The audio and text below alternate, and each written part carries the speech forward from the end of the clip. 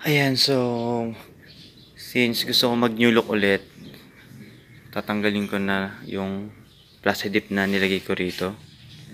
So, medyo makikita ko kasi medyo dumudumi na. So, siguro tatanggalin ko muna din. Pag nagsawa ulit ako, lalagyan ko lang ulit ng sticker kasi plastic dip lang to eh.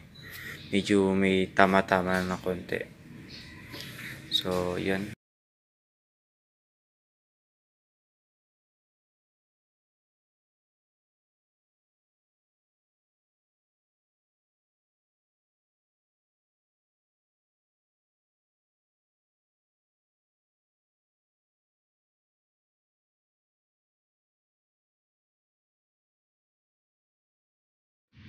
Yan, so gagamitan ko muna ng konting heater para siguro para maging like sa rubber pag medyo malamig pa, hindi siya agad mabanat. And since manipis din yung nailagay kong rubber paint, medyo mahirap bakbakin.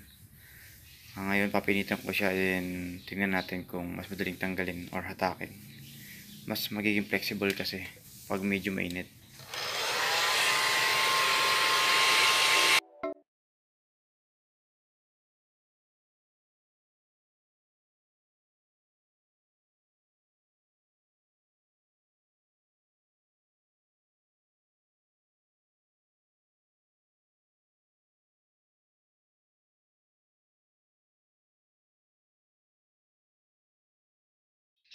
So ayan, halos natanggal ko na siya lahat.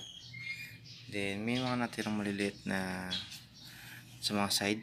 Since mahirap na siyang bakbakin, gagamitan ko siya ng gas. Ayan, gas yan. And titingnan natin kung kayang tanggalin din ng gas yung mga itim-itim na nakabakat na yan.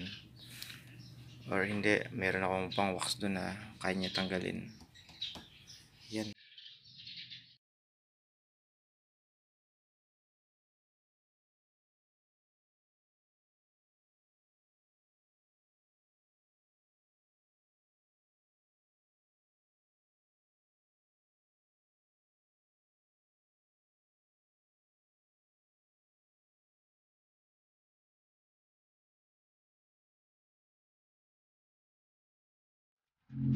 Ayan, so papunta ulit ako kay Sis Rosie para magpapalit ng yan, ng mags. Yung dati kong gulong, gusto ko ilagay ulit yung kulay blue na TE37.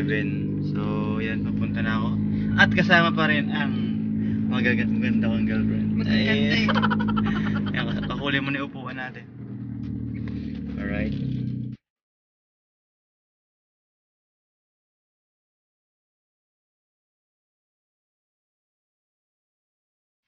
Thousand years later.